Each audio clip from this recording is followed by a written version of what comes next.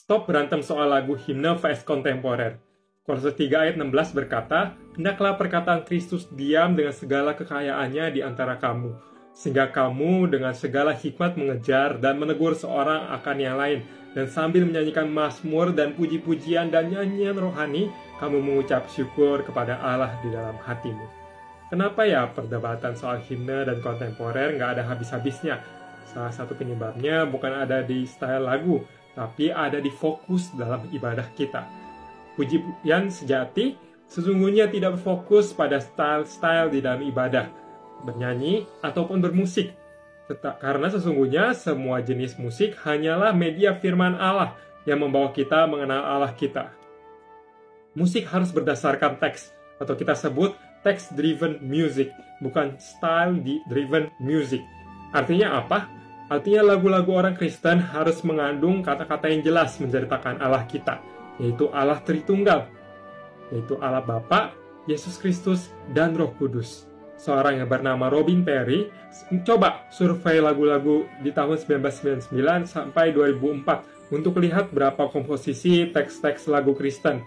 Temuannya cukup mengejutkan bahwa lagu-lagu tanpa nama Allah yang diganti kata aku dan engkau sebesar 51%, sedangkan fokus kepada satu pribadi Allah sebesar 38,7%, fokus kepada dua pribadi 8,8%, dan yang fokus pada Tritunggal hanya 1,4%.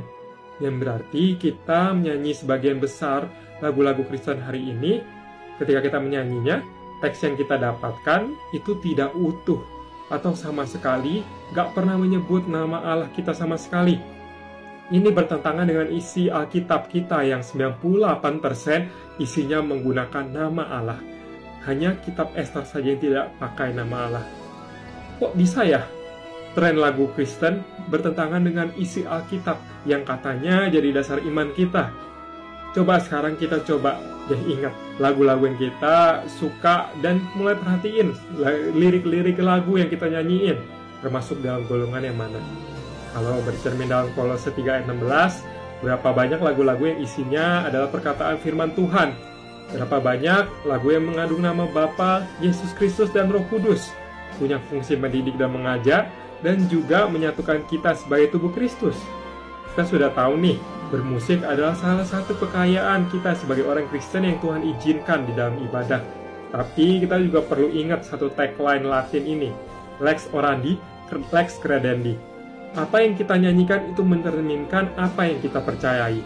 Masa sih ketika kita mau ngirim chat buat pacar kita yang kita sayangin, tapi kita nggak mau ngetik dulu namanya sebelum mengirim, atau nyari dulu namanya di kolom kontak. Nanti malah nyasar lagi.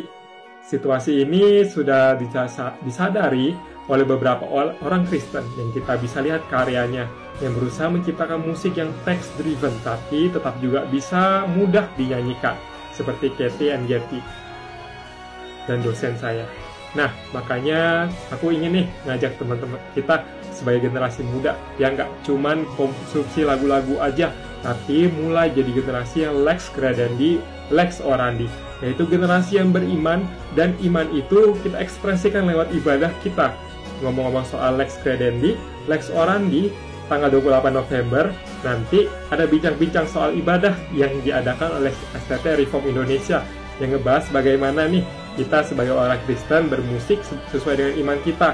Kita akan bahas gimana sih mimpin ibadah, gimana nyanyi, dan juga bermusik di dalam ibadah. Bagi kalian yang rindu, boleh banget langsung cek link di bawah ini untuk segera daftar jadi pelayan Tuhan yang semakin rindu beribadah pada Allah yang benar. Oh ya, jangan lupa ya, ajak rekan-rekan sepelayan juga supaya semakin ramai dan seru.